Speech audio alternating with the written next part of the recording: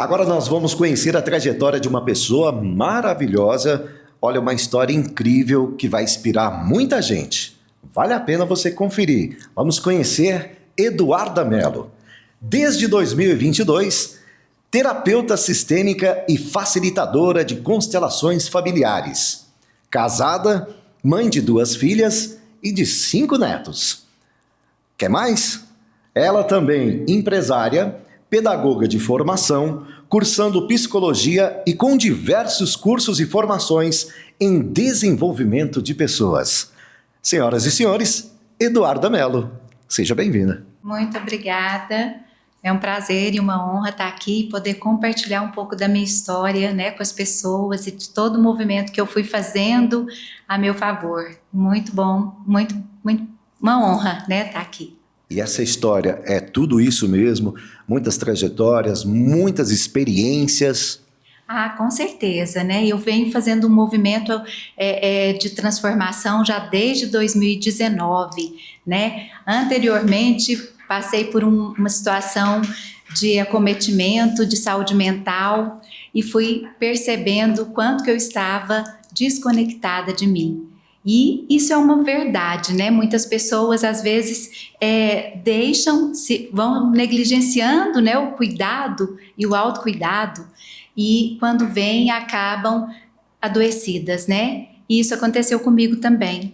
Foi uma experiência, assim, bem importante. Foi em 2017, a gente sempre, né, como empresária, gestora, né, de uma empresa de tecnologia, eu buscava trazer, né, durante uma semana, questões sobre saúde, para que as pessoas, a equipe, né, pudesse ter acesso a informações importantes.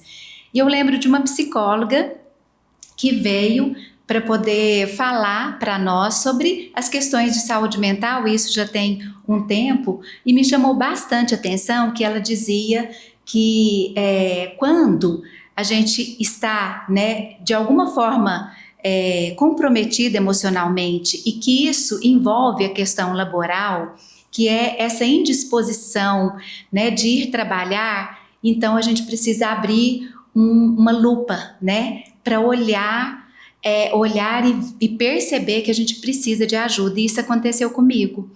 Então, questões assim da faixa etária, questões também emocionais, depressivo, uma tristeza, fez com que eu percebesse que eu estava desconectada e adoecida mesmo, né? Como que você percebeu que realmente estava precisando de ajuda nesse movimento, como você diz? Foi através dessa profissional diretamente ou você ainda teve essa condição de pensar, de raciocinar? Porque às vezes as pessoas não têm esse mesmo entendimento. Então, na verdade, quando a gente gosta do que faz, a gente tem prazer em ir trabalhar, em fazer as coisas, em acontecer, em realizar. E eu sou uma pessoa muito determinada, muito ativa. E o fato de não querer ir trabalhar e de pensar assim, nossa, eu preciso tomar decisão, eu preciso resolver questões, né, como era a minha função, isso me deixava extremamente desanimada, indisposta. E aí essa profissional, né, psicóloga, veio me trazer luz para mim, né, no sentido de perceber que então tinha alguma coisa fora do lugar. E aí foi nesse momento que eu busquei ajuda. E eu acho que isso também é bem importante. A gente não deixar que as coisas possam ficar, né, de um lugar extremo. E aí a gente já consegue buscar essa ajuda, porque até reverter o quadro, né, a melhora, o tempo de recuperação, ele é muito menor quando a gente sabe que precisa de ajuda. E aí foi um caminho que eu trilhei. Ou seja, você teve a percepção que precisava realmente ali daquele apoio naquele momento, mas e as pessoas em volta? É uma curiosidade minha agora. Como que elas perceberam ou não perceberam, tiveram essa atenção? Me explica um pouco, as pessoas tinham esse entendimento também ou não? Não, as pessoas não.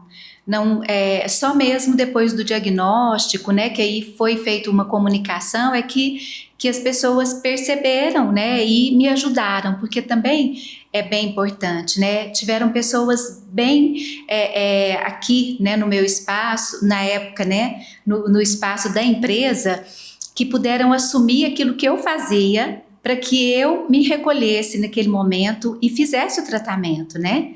Então foram alguns meses que eu precisei me dedicar a esse tratamento. E assim, foi uma equipe multidisciplinar, porque existia uma Eduarda com sobrepeso, uma Eduarda, né, com depressão, com sintomas bem importantes, assim, de indisposição, né, de apatia, e aí então eu tinha uma nutricionista, eu tinha um psiquiatra, eu tinha uma terapeuta, né, então precisei de ter essa equipe para me dar todo o apoio que eu precisava naquele momento. Então eu fico pensando, né, o quanto as pessoas precisam aprender a pedir ajuda, né, e não deixar com que as coisas fiquem de uma forma muito intensa, no sentido de depois não ser possível mais. Quando a gente pede ajuda e a gente pode contar, né, com bons profissionais, a gente tem uma recuperação muito mais rápida. E isso é o movimento da vida, né? Às vezes, aí já trazendo um pouco para essa parte sistêmica, eu tenho duas opções: ou eu olho para a morte ou eu olho para a vida, né? E aí o Bert fala para a gente onde tem vida. E eu gosto muito dessa frase do Bert, onde tem vida, porque é essa pulsão, né, que nos move, que nos faz acordar cedo, realizar aquilo que a gente precisa. E isso fala muito para mim e comigo e sobre o meu servir, né, a minha vida. Maravilha. Bom, ainda aprofundando nesse assunto, tenho várias perguntas aqui que o nosso público quer saber, mas mais uma para a gente fechar essa pauta. Eu imagino assim, o tanto que serve de alerta, o quanto é importante as pessoas que estão próximo também ter esse carinho, né? Poder observar, porque às vezes a gente tem pessoas que estão ali necessitando dessa atenção, que estão ali precisando desse apoio, precisando de ter ali essa orientação, e muitas das vezes a gente não precisa as coisas deixar, né, virar um progresso muito pior, né? A ideia é se a gente puder ter um diagnóstico ali inicial, né, precoce, é muito mais fácil de fazer. Então, serve de alerta para as pessoas também olhar para esse lado, né? Uhum, sem dúvida. Né? Esse é um ponto essencial, né? Esse movimento, ele vem de uma autopercepção. Eu me observo, eu sei o que acontece comigo, né? É importante a gente entender que dentro do processo, às vezes, depressivo, né, do processo até mesmo da menopausa, muitas questões hormonais que fazem e que estão em disfunção. E aí a pessoa fica cometida, talvez pensando que ela está com uma depressão, mas na verdade é uma questão hormonal. Por exemplo, a tireoide, né? Então, a baixa da tireoide, o hipotiroidismo, ele faz, né, com que as pessoas tenham essa indisposição, muitas vezes uma melancolia, né? E que às vezes é mal interpretada. Então, eu preciso cuidar, porque cuidando dessa parte biológica, física, eu consigo estar equilibrado até para fazer um tratamento emocional, caso seja possível. Mas tem muitas pessoas também, Leandro, que elas são resistentes, né? Elas sabem que elas precisam de ajuda, mas por alguma situação, né, que é particular dela ali, né, às vezes até não aprendeu a pedir ajuda. Dependendo da forma como ela se desenvolveu, ela não entende que ela precisa de ajuda.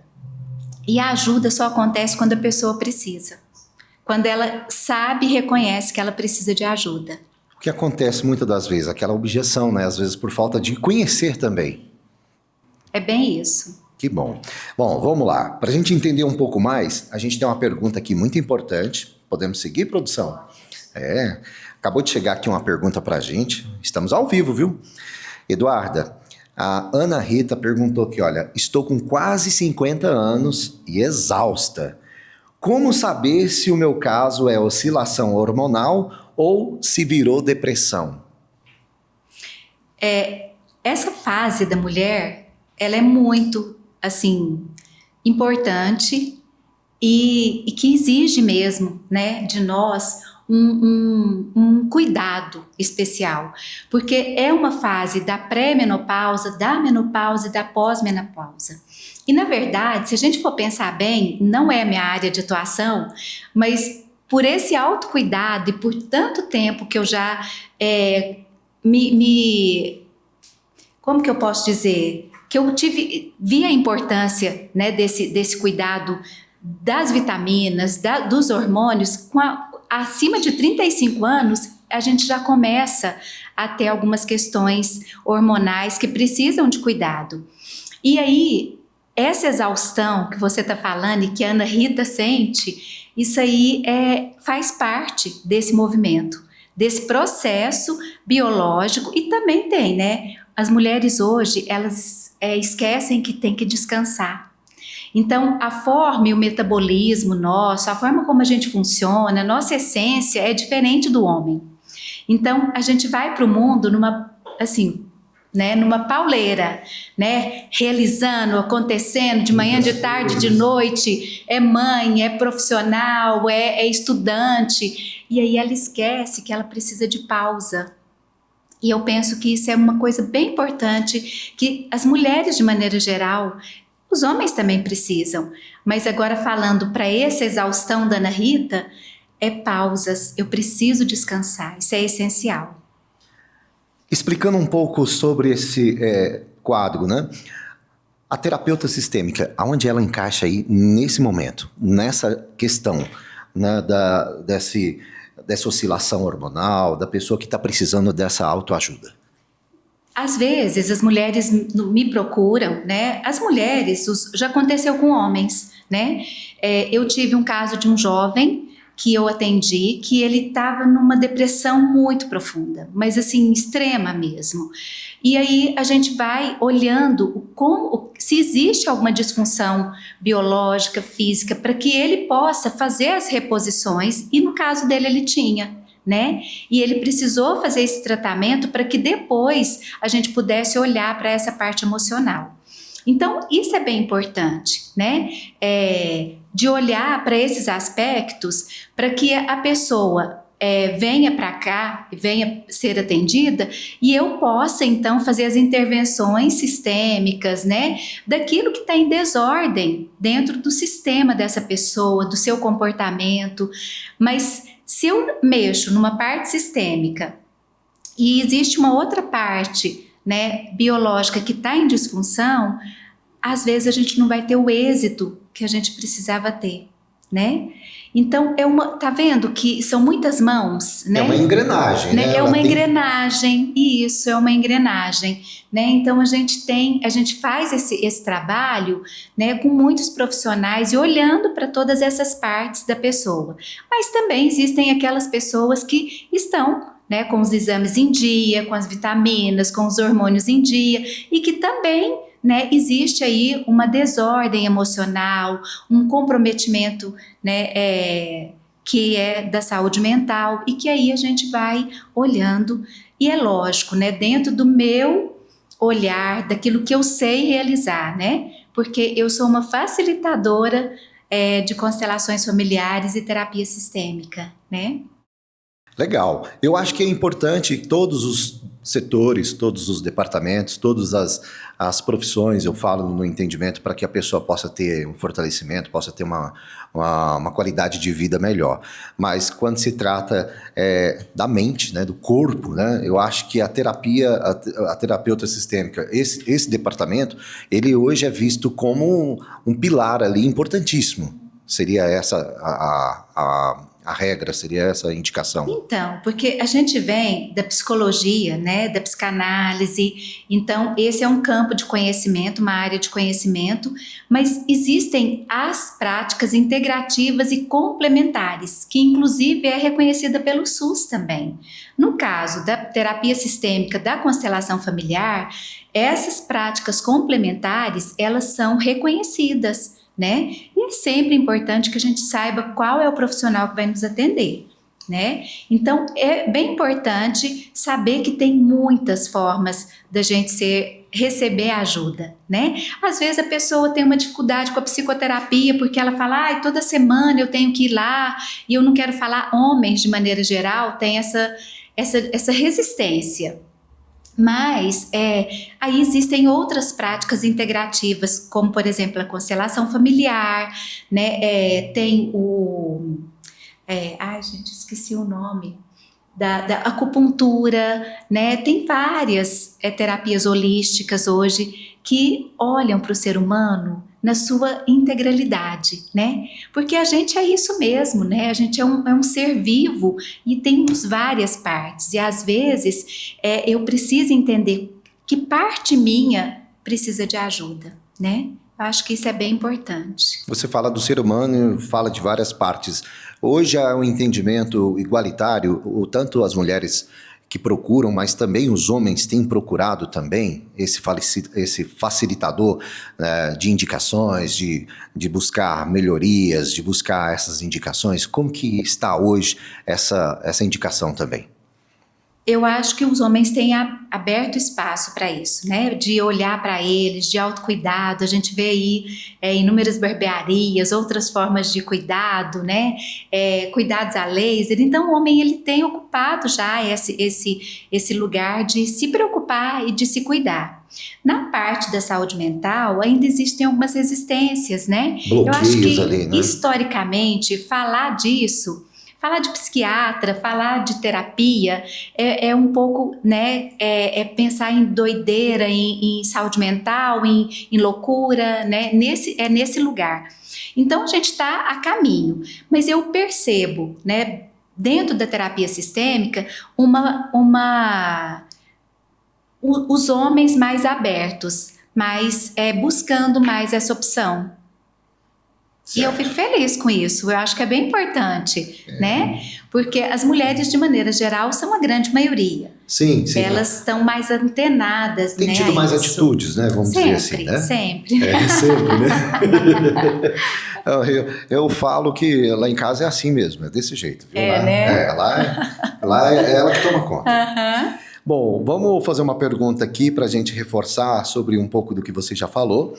Você falou sobre decidir o que não queria mais, né? Foi muito difícil abrir mão dessas coisas sem sentir culpa?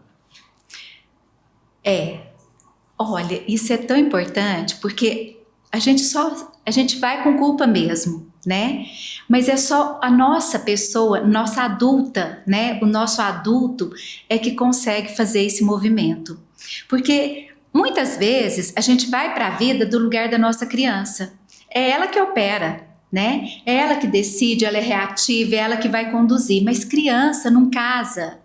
Criança não ganha dinheiro, não faz dinheiro. O adulto faz. Então, quando você fala de culpa, existe todo um movimento mais profundo para a gente olhar para isso.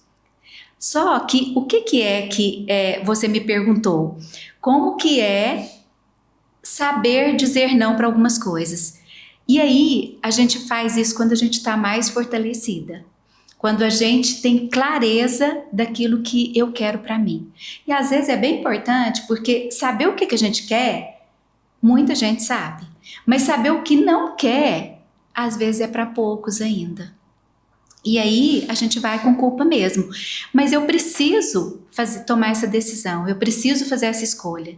Porque senão eu dou poder demais para as outras pessoas, né? E uma das coisas que eu acho que foi bem difícil para mim foi sair do controle. Eu sempre fui uma mulher, né? Tarefeira, controladora, uma mulher que fazia, que dava conta da casa, das coisas da igreja, de cuidar do pai, da irmã e de muitas, né? De muitas coisas. E como é poder sair desse lugar? Gente, que leveza quando a gente consegue poder cuidar só da gente, porque o outro é capaz de cuidar dele. Então eu trago isso assim como uma grande transformação. Um aprendizado que eu fui, né, conquistando e que hoje eu posso ajudar as pessoas também a conquistar. Bom, como ter coragem de parar a carreira por um tempo, porque você viveu várias transformações, né, para chegar até aqui, sem morrer de medo de perder o seu espaço no mercado, porque eu imagino que a hora que falou assim, olha, eu vou viver essa transformação, eu vou acreditar nessa transformação, porque a pessoa tem que querer também, né? Eu acho que isso é muito importante. Então, como ter coragem de parar tudo e começar aí, né, uma carreira por um tempo, sem morrer de medo de perder aí o seu espaço no mercado? Como é que foi? Essa questão de morrer de medo, ela não é verdade. Eu acho que todos nós temos medo. Isso é uma emoção básica, né? O medo faz parte da nossa humanidade. E eu não tenho dúvida de que eu sinto medo, senti medo, né? Mas tem duas questões, né? Assim, pra gente entender. A primeira, quando você fala de parar, eu me lembro que a gente fala de um momento em que eu fiquei adoecida, né? Já precisava ali daquela atenção naquele momento. Isso, eu precisei parar. Eu precisei, quando a gente não faz as pausas necessárias que eu falei aqui, a gente acaba tendo que fazer ela por adoecimento, que é muito pior, né? Então, eu precisei parar. Não foi um tempo tão grande, mas em torno de 3, 4 meses. Para quem era uma gestora e que tinha toda uma equipe, né, aí para conduzir... Tinha que ter um controle ali de tudo, de todas as coisas, todos os dias. Um desafio. Né? Como diz, a única que não poderia faltar da empresa. Com certeza é um desafio. E para uma mulher controladora, como é deixar isso na mão de outra pessoa, confiar que outra pessoa vai fazer aquilo que você sempre fez? Então, esse foi um primeiro momento. Mas tem um outro momento que é a transição de carreira, que aí já é um movimento que foi mais um processo, né? Às vezes as pessoas têm essa ideia de que, eu quero fazer uma transição de carreira. Então tem um medo e uma insegurança que faz parte, mas também tem um imediatismo, porque as pessoas acham que para fazer uma transição de carreira é uma coisa rápida, ou ela quer que as coisas aconteçam num tempo que não é possível. Então, ter essa maturidade para olhar para isso, eu apanhei bastante. Não foi fácil, mas foi possível e hoje eu vejo que valeu a pena. Quando você fala apanhei bastante, é o tema da nossa próxima pergunta. O que você faz hoje no seu dia a dia quando percebe que a exaustão quer voltar?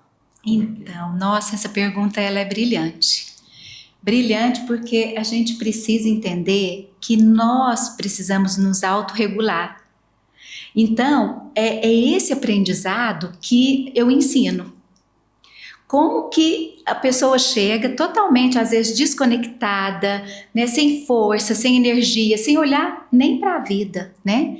E aí ela começa a entender o seu percurso, a sua jornada. E dentro desse percurso, dessa jornada, ela precisa dessa autorregulação. Então, quando eu estou, por exemplo, muito descompensada, com muita informação, muita coisa para fazer, eu sei que eu preciso meditar. Então, a meditação, ela vem naquele momento e é uma coisa que ninguém precisa me falar. O meu corpo me fala. Eu preciso parar. E às vezes as pessoas pensam assim, parar, meditar, nossa, como assim? Não é nem 10 minutos. Eu só preciso diminuir o ritmo. Eu só preciso respirar.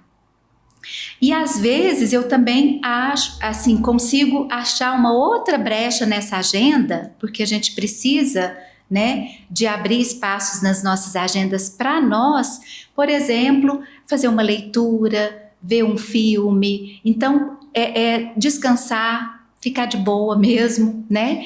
Então, são esses movimentos que eu aprendi a fazer. Então, quando eu vejo que eu tô aquela mulher tarefeira, fora do lugar, né? Tratorando tudo, eu respiro, eu falo, opa, peraí. E é esse movimento que eu auxilio, né, as pessoas a também fazerem. E isso é uma construção, sabe, Leandro? A gente aprende. Isso é olhar para a nossa humanidade, né? A gente não é uma máquina, a gente é um ser humano. Seria, digamos ali, pensar naquele 1% de cada coisa que a gente puder fazer de melhor, já é suficiente para a gente já mudar, né? Já ter ali algo diferente, fazer algo diferente para a gente, né? Seria nesse sentido. Sim. Perfeito. Bom, olha, para Eu quem... quero até acrescentar, porque isso que você está falando é bem importante, né? Para essa escolha, para servir a vida desse lugar que eu escolhi como terapeuta, é totalmente, né, inconcebível que eu fale sobre isso, né, que eu ofereça isso como uma ajuda profissional, né, dessa reconexão, né, dessa leveza que a vida pode nos oferecer, se eu estiver de uma forma descompensada, né, desajustada, desequilibrada. Então, isso é primordial. Então, essa parte realmente a gente não pode abrir mão, né? Agora, quando a gente olha também, assim, por questões, às vezes a pessoa fala, não, mas eu não tenho condições, eu não tenho, às vezes, a mesma percepção que a Eduarda Mello teve e que outras pessoas deveriam ter, né? Para quem está, às vezes, num esgotamento severo, está tendo ali aquele sentimento ruim, mas não tem condições financeiras de parar aí, né, vamos lá, por meses, por um ano. Qual é o primeiro passo? Qual que seria a dica que a Eduarda Mello daria para essas pessoas? Ixi, mas hoje tem tantas opções, né? Às vezes, a primeira coisa, eu preciso diminuir o ritmo, né? Então, existe uma necessidade e aí... Solução tem. Opção tem. Sim. O não existe. O sim. Na verdade, eu preciso abrir espaço para isso. E essa é uma tomada de consciência que às vezes a gente consegue isso com uma amiga, né, com um familiar, que fala, o que está acontecendo, né? Tem alguma coisa que está fora do lugar, porque você está muito inconstante, muito irritada, muito, né, cansada, né? E isso faz com que a gente, que isso respinga nos relacionamentos. Então, é ouvir o outro, mas também diminuir o ritmo. Agora, quando não tem recurso financeiro, que a pessoa às vezes não pode parar, ela pode buscar ajuda. Hoje, olha, o Parque do Sabiá, existem várias yoga, né? No UTC, existe yoga aqui no Mogi, existem centros sociocultural, onde eu faço o trabalho dialogando com luto, que lá tem dança circular, tem mulher inteira, tem trabalho de constelação familiar, tem trabalho com os idosos. Então, assim, existe toda uma gama de projetos sociais que auxiliam essas pessoas nessas questões, né? De buscar outro tipo de ajuda que não é uma ajuda que seja, né, que a pessoa tem que investir. Eu vou reforçar essa pergunta só para essa resposta final que você deu, porque como a gente vai estar passando essa mensagem para o Brasil inteiro, né, então quando você fala no Parque Sabiá, lá no TC, as pessoas não vão saber aonde que é, né? Então, assim, quais as opções que essa pessoa poderia, né, ter para ela poder buscar ajuda, né? Então, quero que você fale de uma maneira genérica, mas de uma maneira ampla, né? Por exemplo, num parque, num espaço de... Sim, né? Fica à às vontade. vezes é bem isso, né? A gente está falando aqui de grupos, de instituições, mas às vezes é isso que eu preciso. E aí é importante essa pergunta porque existe hoje, né, uma teoria que fala do ruído da floresta. A gente está vivendo num movimento tão exaustivo, né, das grandes cidades, de trabalhar 24 horas, porque com, né, o advento do celular, a gente não tem mais, igual era antigamente na minha época, que trabalhava, né, de segunda a sexta ou sábado, mas tinha aquele horário, depois você ia para casa, você desligava. Hoje não, né? Então é uma continuidade do trabalho em casa. E às vezes é no próprio celular, no próprio celular, né? Muitas vezes. Então, isso perdeu esse controle. Aí eu preciso de buscar esse autocuidado. através de uma caminhada, através de uma conexão com a natureza, né? Então, hoje existe todo um movimento para as pessoas, às vezes, fazer uma trilha, ir para uma cachoeira. Então, o que é que eu preciso? Tem pessoas que precisam desse contato com a natureza. Tem pessoas que talvez precisam só de pisar no chão, né? Descarregar essa energia na terra. Tem pessoas que às vezes, se ela escutar uma música, um louvor, ela vai se reconectar. Mas eu não posso negligenciar isso. E isso é bem importante, porque quando eu negligencio essa parte, eu pago um preço muito alto, né? Eu pago um preço muito alto de desconexão comigo mesma, de adoecimento, eu comprometo os meus relacionamentos. Então, assim, por experiência própria mesmo, sabe? A gente precisa de olhar para isso com muito zelo, né? Com muita responsabilidade. Eu vou reforçar um pouco dessa resposta que você falou. Eu sou de 4 gerações, estou com 44 anos, vou completar 45 esse ano. E eu acho que existe um entendimento do ser humano, na minha visão, que a gente era daquele tempo em que as coisas eram tudo muito devagar. Era tudo muito calmo, tudo muito lento. A noite era imensa, né? O relógio não despertava nunca, né? A gente escutava o galo cantar, a gente escutava, pelo menos eu morei na fazenda até meus 10 anos, então eu vivi essa experiência. A gente escutava o grilo, os animais, né, as vacas, enfim, toda aquela atmosfera, aquele clima, aquele movimento ali das fazendas. E era muito tranquilo, muito calmo, muito zen, né, digamos assim.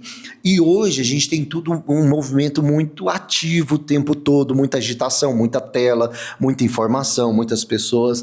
Então, assim, hoje é tudo muito acelerado. E aí o que eu percebo, então, dentro dessa resposta que você deu, que muitas pessoas estão buscando, às vezes, esse equilíbrio, né? Desacelerar um pouco, porque tudo está muito agitado, muito rápido. Hoje, né, antigamente eu esperava 2 horas, 3 horas para pegar uma carona. Hoje, né, se o Uber demorar 10 minutos, você já fica chateado já, é ou não é?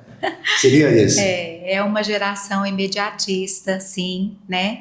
E que também tem esse olhar de algumas coisas estão sendo agora, né, valorizadas. A gente pode observar, né? Eu faço academia, meu marido faz academia, né?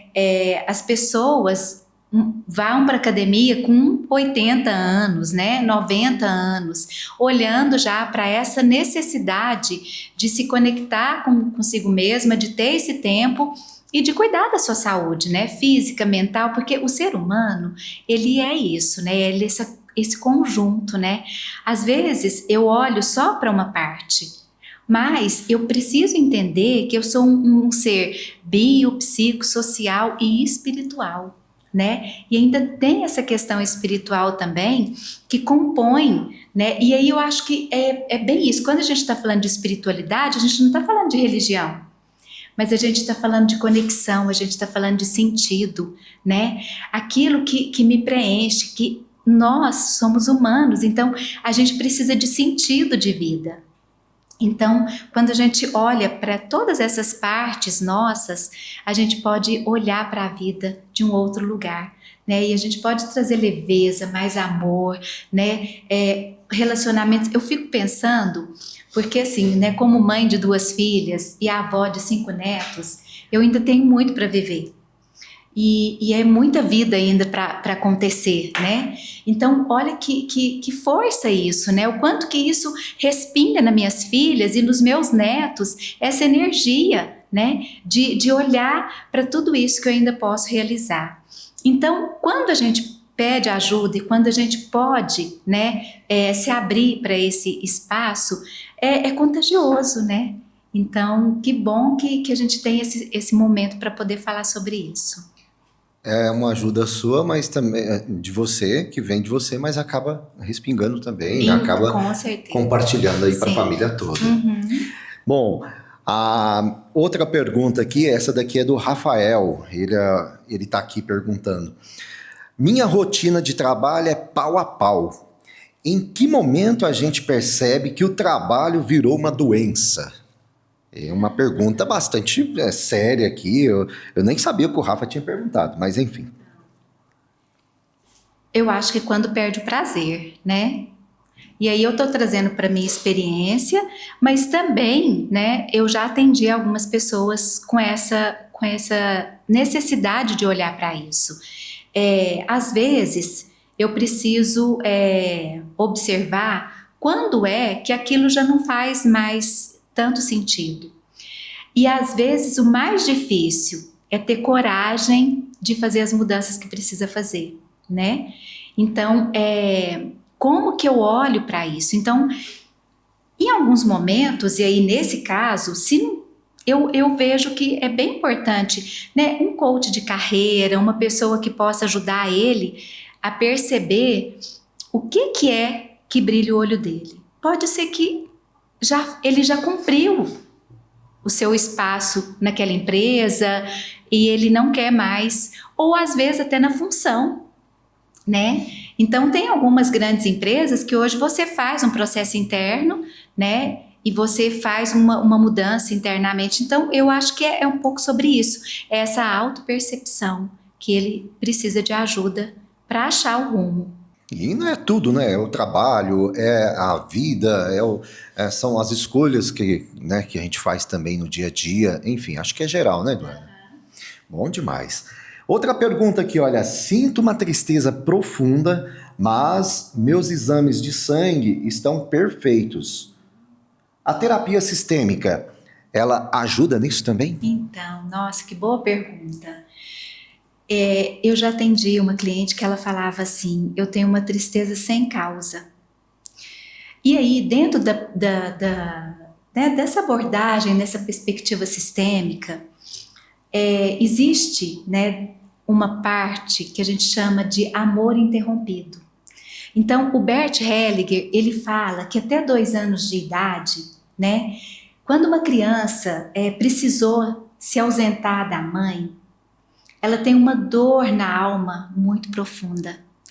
E às vezes essa mãe adoeceu e precisou ficar internada, às vezes a própria criança precisou ficar internada, às vezes nasceu prematura e precisou ficar, né, às vezes numa UTI neonatal, ou às vezes, né, existem inúmeras possibilidades, mas esse movimento que a gente chama de amor interrompido, às vezes ele pode ser uma causa, né, dessa tristeza profunda que acomete a pessoa.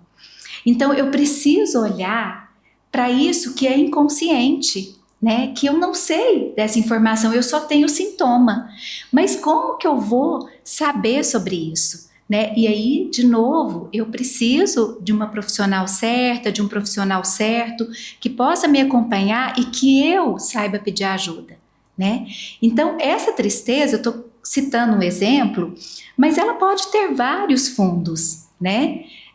O importante que a gente pode também trazer é que quando a gente fala, né, dessa abordagem sistêmica, a gente precisa entender que a gente não herda dos pais e do sistema familiar só os talentos, o olho verde, né?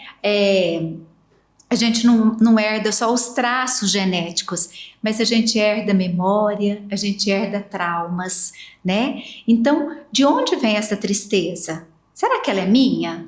Né? Será que eu não estou, às vezes, identificada com alguma situação que aconteceu em outra geração? Então, esse olhar sistêmico, ele é muito profundo. E ele é muito cirúrgico também. Ele vai exatamente no ponto que precisa ser visto. Por isso que, assim, né, eu sou até suspeita para falar, mas eu vejo, né, o quanto as pessoas entram em contato com essa verdade, com essa tomada de consciência, e isso é determinante na sua transformação.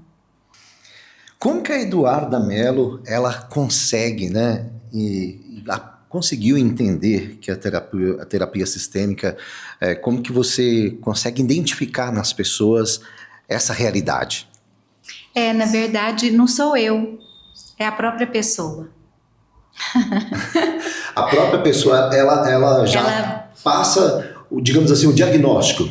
Não, ela tem um tema, né? Sim. A pessoa vem, né, para o processo com um tema, um sintoma, né, um adoecimento, uma dificuldade em alguma área da vida, alguma coisa que não flui, né? Alguma situação em que por muito tempo a pessoa tenta melhorar aquele comportamento, olhar diferente, mas ela não consegue. Seria o arqueotipo da pessoa começa a demonstrar esse perfil. Ela sente isso, né? Existe alguma coisa que está em desordem, né? Então isso, aí ela pede ajuda. E no caso sistêmico, o que é que a gente faz? A gente coloca, né, essa pessoa para entrar em contato com esse tema, através dos representantes, seja de um grupo de constelação familiar presencial com pessoas, seja através dos bonecos, né, da constelação na água. Quando eu te falo isso, é porque quando a gente vai e coloca no campo os representantes, a própria pessoa vê aquilo que está em desordem. A forma como ela se posiciona, se ela está de frente, se ela está de costa, com quem que ela está conectada. Então, por isso que é uma terapia breve. Porque às vezes, no momento ali, a pessoa já entra em contato com essa dor, né? Por exemplo, né? Às vezes é comum acontecer de eu pedir para a pessoa assim, pega um representante para ser você e um representante para ser o seu tema. A pessoa, às vezes, pega a criança. E aí ela quer resolver uma situação de adulto, mas ela está operando na criança. Então, essa informação, ela é determinante. E a pessoa vê, né? Então, por isso que é uma terapia breve, não é uma terapia que você fica muito tempo, né? E ela vai, a cada momento, você desperta para algum lugar, você toma consciência e aí você faz as mudanças que você deseja, né? Através das suas ações, da mudança de postura, né? E é uma mudança, é uma postura interna, né? Que eu movo internamente e aquilo começa a fluir. Algumas pessoas já vêm com essa consciência, com essa indicação, com esse diagnóstico, digamos assim, e outras depois é que demonstram, ou como que é esse processo? Então, tem os dois. Tem pessoas que já vêm e que já passaram por outros processos de constelação ou de terapia sistêmica, que já têm um pouco de conhecimento, e tem pessoas que nunca vieram, que nunca participaram, mas que têm uma indicação, que alguém fez e quer saber. Mas até isso é importante, porque existe todo um filtro para que a pessoa possa constelar, por exemplo. Por quê? Porque tem pessoas que querem só por curiosidade. E aí não se aplica, né? Eu não atenderia uma pessoa por curiosidade, não atendo, na verdade, não atenderia, não atendo. Então, quando a pessoa deseja, eu faço todo um trabalho de filtrar, de entender, né, o contexto, qual que é essa dor, o que é que ela realmente precisa, para depois eu saber se realmente ela está preparada, né? Mas tem os dois lados, tem pessoas que sabem, tem pessoas que não sabem, mas é importante conhecer o profissional, saber, né, a sua formação, quanto tempo ela já atua, porque não é qualquer um. Não é tanto para a saúde física como emocional e para todas as coisas que a gente vai fazer, a gente precisa ter esse cuidado. Eu preciso saber quem é esse profissional que vai me atender, o que ele sabe, se tem indicação, né? A maioria, né, dos trabalhos que eu desenvolvo é por indicação.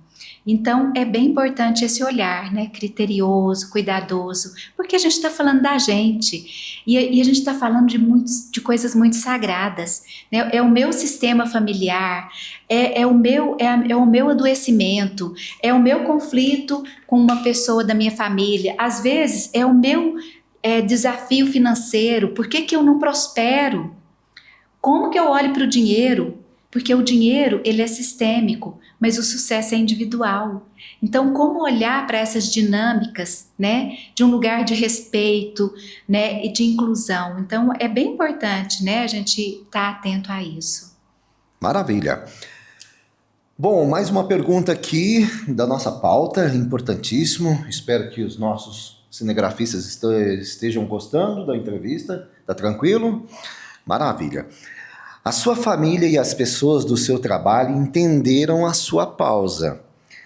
ou você enfrentou muita resistência e julgamento? Porque isso acontece também, talvez, no mundo de hoje. Mas como que foi para Eduarda Mello?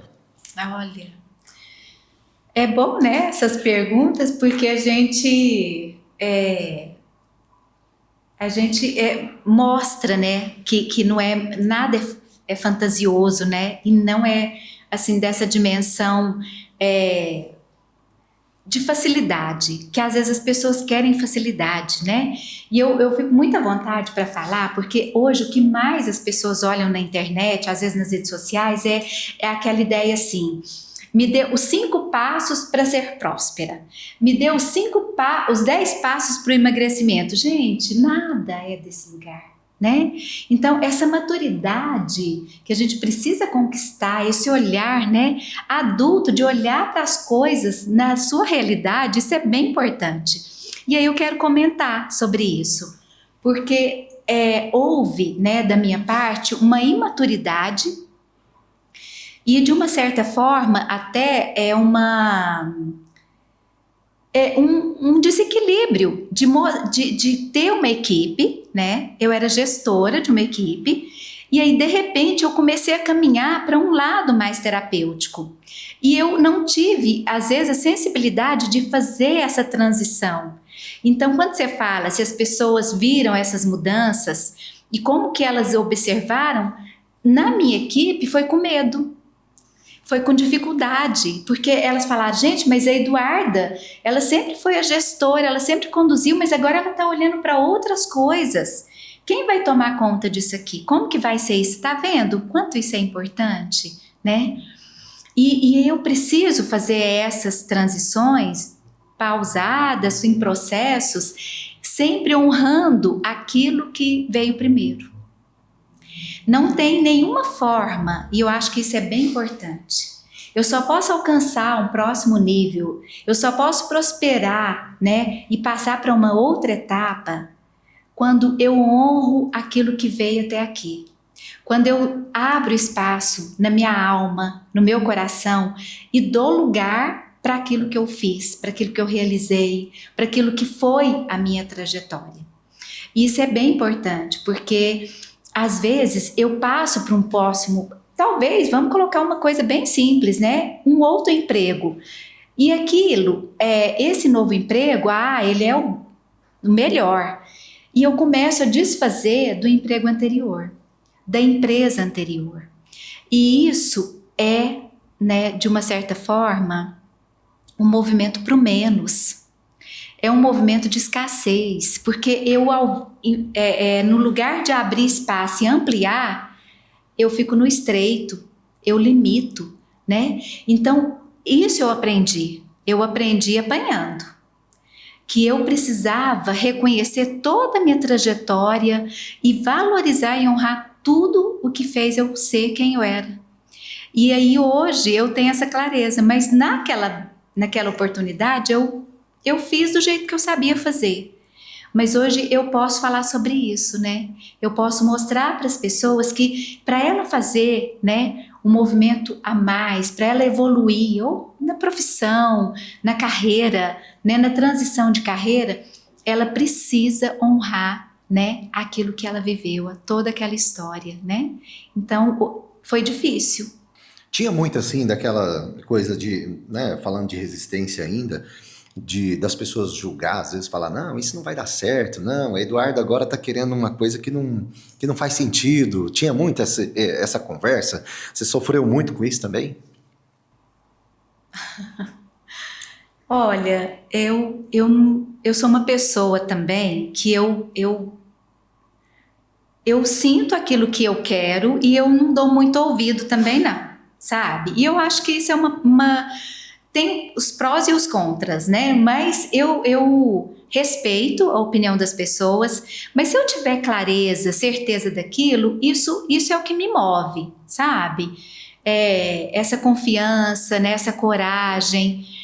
Eu talvez até tenha tido, sim, né? As pessoas pensar, Você né? aproveitou para sobressair desse cenário. E eu acho que tem coisas que a gente tem que fazer igual a historinha, né? Não sei se é, que é muito comediante e gosta de contar historinhas, mas tem uma historinha era uma corrida de sapinhos. Você conhece essa historinha? Já ouvi falar. Tem uma corrida de sapinhos, né? E aí, em determinado ponto, eles começaram a falar: vai vir uma tempestade, vai vir uma tempestade. E aí, nossos sapinhos ficaram muito alertas e foram desistindo, né, da competição. Mas tinha um que não, que ia lá e foi até alcançar, Assistiu. né? Ele conquistou o pódio. E aí, então, por que ele foi enquanto outros não foram? E é porque o sapinho era surdo. Ele não escutou. Ele não escutou aquele alerta de vamos parar, não, você não vai dar conta, não. Ele não ouviu, né? Então ele foi lá e fez. E às vezes a gente precisa de dar um pouco de sapinho surdo, né? Para poder a gente ir para aquilo que a gente acredita. Aqui, sai aqui, né? Tem muito disso. Inclusive agora na internet eu vi agora recentemente um lançamento aí lá da NASA lá, apareceu uma foto de um sapo, né, nessa imagem. Agora você imagina o que esse sapo vai dizer para os outros sapos, né? Eu estive da NASA. Que ótimo. Eduardo, bom, eu acho que a nossa entrevista vai acabar a bateria, mas não vai acabar as perguntas, porque nós temos muito tema, muita coisa para falar. Qual foi a escolha de não mais difícil que você precisou fazer para salvar aí a saúde mental? Porque eu acho que não é só um não, né? Acho que a gente tem vários nãos que a gente tem que dar na vida, vários nãos que a gente precisa para a gente, de fato, fazer a diferença. Primeiro, pensando na gente e, evidentemente, da gente, eu até falo, para a gente poder ajudar alguém, a gente tem que estar bem, né? Porque como é que faz, né?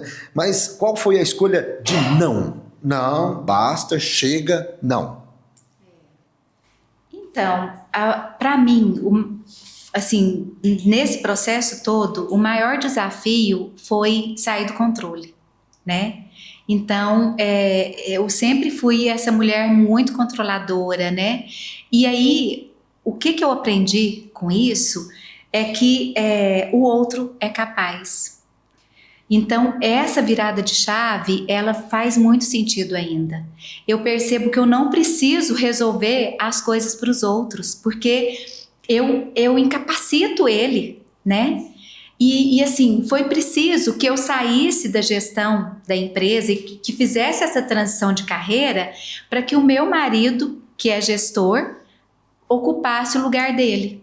Então, eu precisei recuar para que ele pudesse se elevar, né? Assumir. Ocupar o espaço dele, né? E essa atitude, esse comportamento meu, ele era não só na empresa, mas ele era também na minha família, né? Então eu queria conduzir todas as coisas, dar conta de de todas as pessoas, controlar, ajudar, né? Aquela pessoa, né, cuidadora. E esse foi um não que não foi fácil para mim, né? Aprender a ficar comigo, a cuidar de mim e no sentido de resolver aquilo que era meu, né? Hoje, às vezes, eu me pego indo, né? E querendo resolver para o outro. Aí eu respiro e falo, opa, né? Que é aquele movimento da autorregulação que a gente falou, né? Eu agora tenho essa maturidade, esse olhar de que, peraí, né?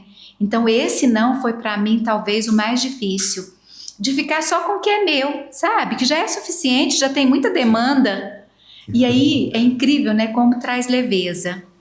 E eu acho que as pessoas hoje, elas buscam leveza, porque já é tudo tão pesado, né? A gente sai carregando mochila de tanta gente. Para que eu preciso carregar tanta mochila que não é minha? Né? Basta o meu peso, basta as minhas demandas, né? E às vezes é incrível, sabe, Leandro, que a gente coloca isso no campo e acontece muito num movimento sistêmico, a gente pedir para a pessoa, né, E aí a gente faz algumas dinâmicas ocultas. Então, eu escolho, de acordo com o que o cliente traz, os representantes para que ele possa olhar para aquilo que ele traz, e só que a pessoa não sabe quem é. E aí a gente coloca ali tipo 4, 5 representantes e pede para a pessoa sentir, né? E colocar no campo. E é muito comum das pessoas não pegarem ela como a primeira, como a mais importante. Na verdade, às vezes ela não coloca nem ela, né? Então, olha o quanto que essa pessoa está distante dela mesma, da autopercepção, do autocuidado, né? Ela olha para todo mundo, ela quer salvar o mundo, a família, e ela, como que ela faz se ela não tem nem força? Porque ela nem olha para ela. Então, isso acontece muito, né? Muito mesmo, tanto com homens como com mulheres, mas com as mulheres, a gente tem na nossa essência esse lugar de cuidadora. Então, a gente quer sair salvando um tantão de gente. E a mulher, às vezes, tem muito disso, né? Mas se eu não fizer, o outro não vai fazer. Então, né? E se eu não for assim, para mim não serve. Como é que fica essa inversão de... Não é uma inversão de papel, mas é querer assumir uma responsabilidade que já é grande, né? Exatamente. Muito. Nossa, essa pergunta é brilhante mesmo. Também adorei. Por quê? Porque eu quero, quando eu fico nesse lugar de controladora, né, e tudo, é porque eu quero que o outro faça, mas ele tem que fazer do meu jeito. E aí, por exemplo, você é pai, né? Eu quero que o meu filho... não, porque, nossa, eu tô exausta, eu tô cansada, eu tô muito cansada, mas o Leandro não me ajuda. Mas quando o Leandro ajuda, ele coloca a fralda no bebê do jeito que ele sabe. Do jeito que ele aprendeu ali, o jeito que... É o jeito dele, não é o meu. Ah, mas você também não sabe nem colocar uma fralda. Então, esse é o lugar, né? Eu quero que o outro me ajude, mas quero que ele faça do meu jeito, porque o jeito dele não funciona para mim. Então, quando a gente diminui, a gente sai desse controle, a gente vai percebendo que o outro, igual paixão, né? Assim, trazer uma fatos da vida real. Paixão, para quem não sabe, é o esposo dela, viu? É o Holmes. Eu falo, paixão, hoje eu já fiz... Isso acontece, porque dentro de uma família... E de uma relação, a gente precisa ter o equilíbrio da troca. Uma relação de casal, ela só acontece quando os dois têm equilíbrio. Eu dou e recebo. Quando um dá demais, o outro recebe demais, não funciona. E aí eu falo, paixão, hoje eu lavei a louça, eu lavei a roupa, eu já fiz isso e isso, aí a cozinha é sua. Ele vai lá e arruma a cozinha. Ele lava as louças. Mas ele não limpa o fogão. E aí, eu já fui uma Eduarda que falava assim, mas o que é isso? Você lava a louça, mas você não passa nem um paninho no fogão. Hoje, tá muito bom que ele lavou a louça, né? Nossa, tá ótimo. Que tá em falta no mercado esse tipo de homem, né? Às vezes tem hora que falta, né? Mas é isso, é o que ele dá conta. Então, a gente pode ser mais leve e cada um tem seu espaço, o masculino, o feminino, o homem, a mulher. Isso é bem importante na relação, porque um complementa o outro. Senão fica essa distorção, aí a dança não flui. É difícil. Bom, só complementando um pouco dessa história também, acho que tem muito a ver, né? Existe uma situação que acontece o seguinte: a pessoa ela tem a mania de ferver a água e passar o café no bolo e direto ali no coador ali, né? Já tem aquela pessoa que gosta de ferver o pó do café com a água. O café é o mesmo, mas a diferença está no manuseio, no método de que cada um faz. E aí, né, aonde acontece às vezes as discussões. É só, às vezes, ter um pouquinho de entender o lado do outro, né? Então, olha, o quanto que isso é importante, né? O Bert, ele fala assim, que na maioria das vezes, o que faz com que eu encante com o outro, no caso, né, o namorado, é o que era diferente. É aquilo que era a cara dele, a essência dele. Só que depois que casa, às vezes eu quero moldar. E aí aquela diferença já começa a me incomodar, né? Então, a gente só ama o imperfeito. Que bom que o Leandro é imperfeito, que bom que o Holmes é imperfeito, né? Que bom que ele é diferente de mim. Então, a gente começa a olhar para outras questões, né? Outras qualidades. E ver que isso faz parte, né? Sim. É real. Sim.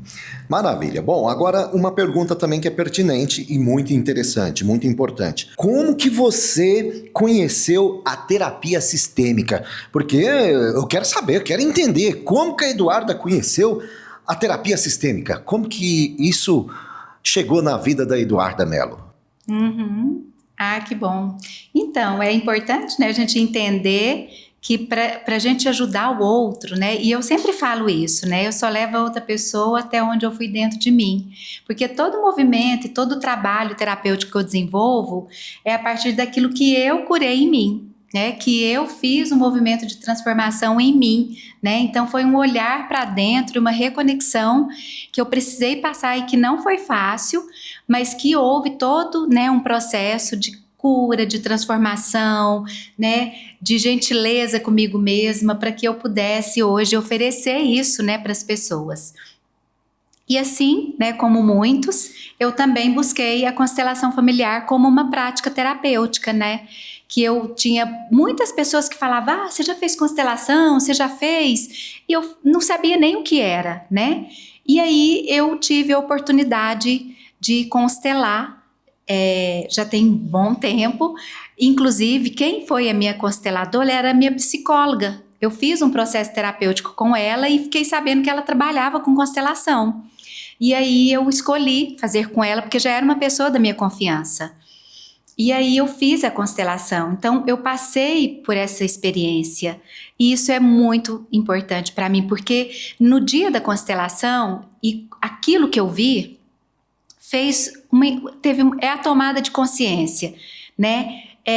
Quando você me pergunta, mas o que é que a pessoa, como que a pessoa muda? Na verdade, ela vê, né? E a gente tem uma frase dentro dessa perspectiva sistêmica que é agora eu vejo. Então, lá na constelação, eu vi que eu estava fora do meu lugar, né? Eu era a filha caçula, que estava assumindo o lugar da mãe, da irmã mais velha, do pai e de todo mundo. E aí eu precisei fazer toda uma mudança, né? Tomar atitudes que fizeram com que eu voltasse para o meu lugar. E eu sempre falo, do meu lugar eu tenho força. Do meu lugar as coisas fluem. Então, quando tem uma desordem, aí realmente o fluxo fica interrompido. Quando você fala do meu lugar, enfim, por onde começar a buscar ajuda quando a gente está, às vezes, ali naquele movimento? Quando a Eduarda passou por esse período de exaustão, né, e que às vezes não tinha, houve também, né, se é que eu posso dizer assim, não tinha nem forças nem para procurar um médico. Existiu isso, aconteceu isso assim nesse período? Teve essa passagem? Eu acho que as pessoas precisam, e especialmente agora as mulheres, ouvir a intuição. O corpo fala, né? Inclusive, dentro dessa perspectiva, desse trabalho da constelação, a gente usa o corpo. Não é mental, é um trabalho da alma, é um movimento da alma.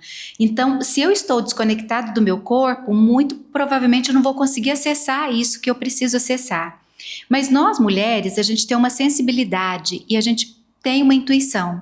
Não que os homens não tenham, mas de uma forma, né, natural, a gente tem isso muito forte. A gente sente, a gente pressente, né? Então, a gente precisa ouvir o nosso corpo. E aí, eu preciso dar ouvidos a isso. E às vezes eu tô mesmo nesse lugar de total exaustão, né? Mas sempre tem uma mão que ajuda, um marido, um familiar que dá as orientações, mas aí sempre vai depender da pessoa, né, Leandro? Ela quer ser ajudada?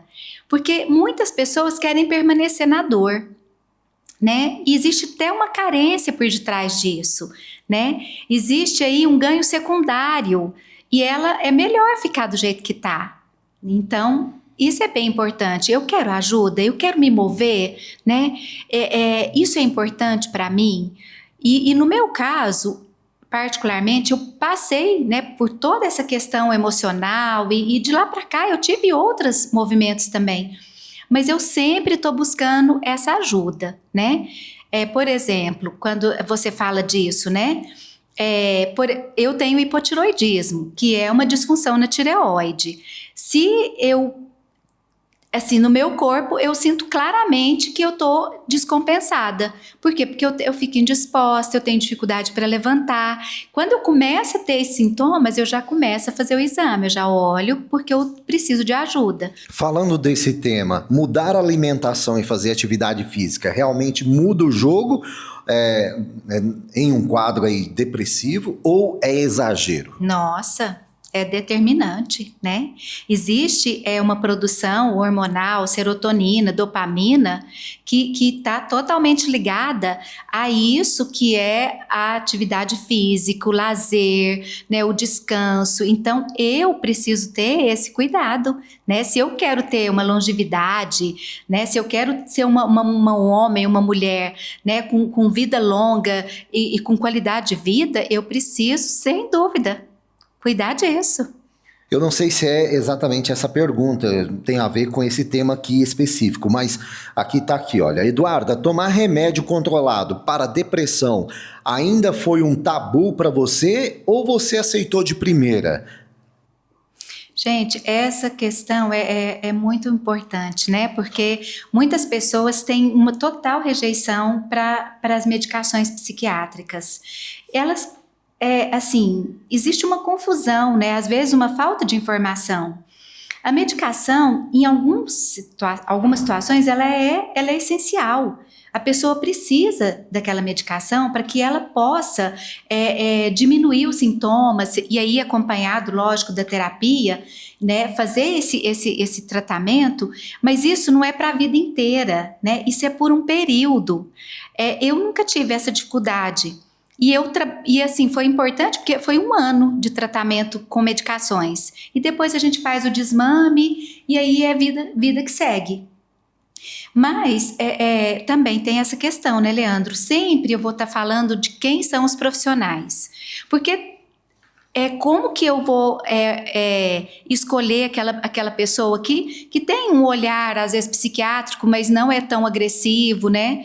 Porque tem profissionais e profissionais como para todas as áreas, né? Mais uma pergunta. Hoje tá intenso o nosso programa, hein? Você acha que as mulheres da nossa geração foram educadas para aguentar dor e cansaço sem reclamar?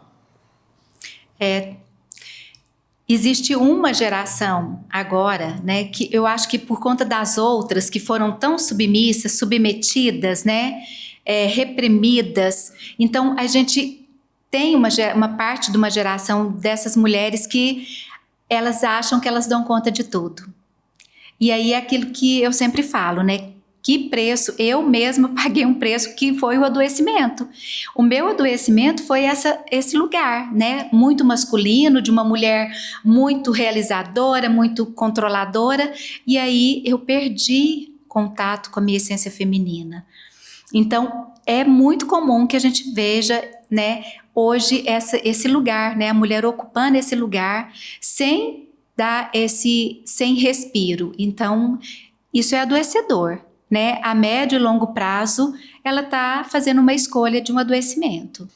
Seguindo aqui com mais uma pergunta importante. Qual foi o maior aprendizado que você tirou do momento mais escuro da sua exaustão em 2017? 2027 é ano que vem, né? Qual foi o maior aprendizado que você tirou do momento mais escuro da sua exaustão em 2017? Olha, teve tantos aprendizados, mas eu acho que o que eu posso trazer, né, foi a reconexão com o meu feminino. Eu senti falta de ser uma dona de casa. Eu sentia falta de fazer uma comida. Eu sentia falta desse lugar que às vezes as mulheres fogem tanto, que é ser, né, do lar, né, que quer ser uma mãe, quer ser aquela mulher que cuida da família, né? Então eu sentia falta disso. Então esse talvez tenha sido o maior aprendizado e que hoje eu não abro mão, né? Então faço, realizo, né? Sou empreendedora, gosto do que eu faço, sirvo a vida como terapeuta, mas eu volto para o meu cantinho, né? Então, esse foi o maior aprendizado, essa reconexão comigo mesma, com a minha mãe, com o feminino, com as mulheres do meu sistema. Isso fez total diferença. Eu penso que essa conexão ela é igual um exemplo que eu vi de uma história que diz: o peixe ele não faz faculdade para nadar, ele já veio com essa indicação para ser um peixe na água. O pássaro ele vem para voar.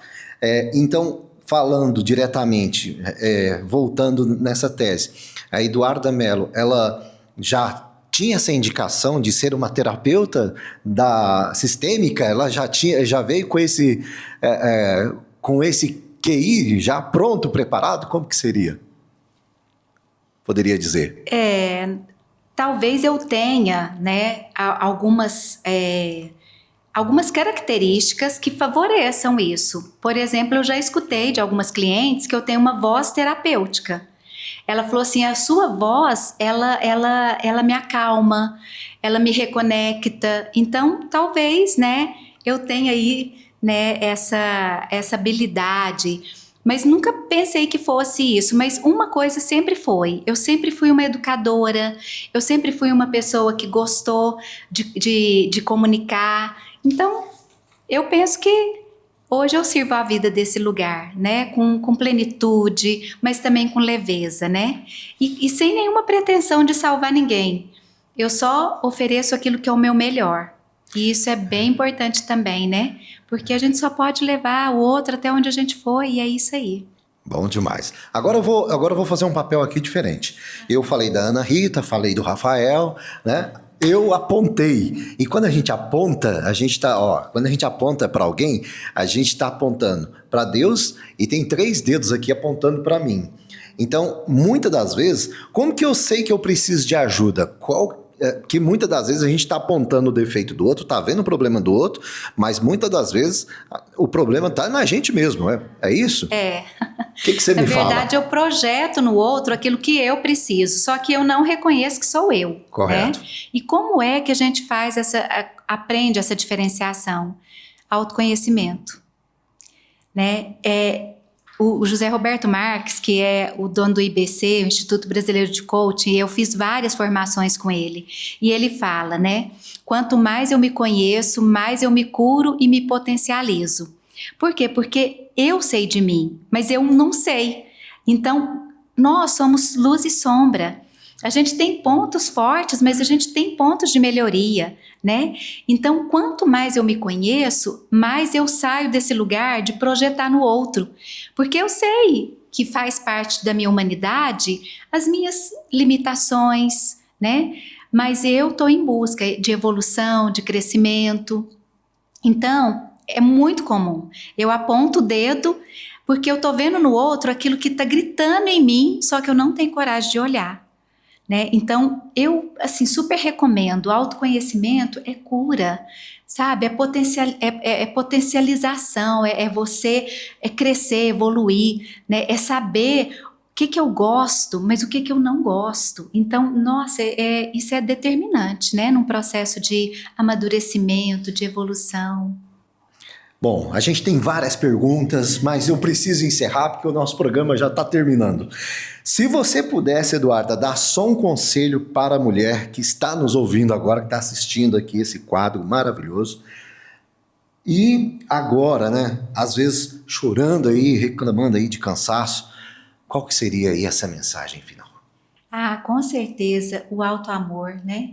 Eu posso amar e né, idolatrar minha família, né, meus pais, meus filhos, meu marido, mas se eu não olho para mim com esse autoamor, com essa generosidade, né, com esse autocuidado de eu importo, sabe? Com certeza essa seria a grande mensagem que eu deixo para as mulheres. Eu importo, né? Eu preciso olhar para mim, eu preciso cuidar de mim.